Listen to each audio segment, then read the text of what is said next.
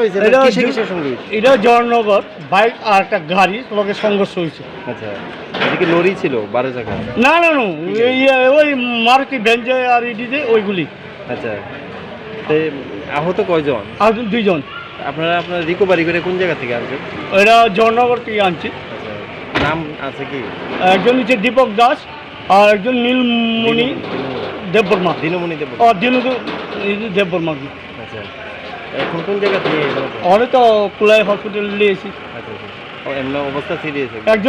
একজনের পা একটু সিরিয়াস আর একজন মোটামুটি ভালোই আছে। আচ্ছা।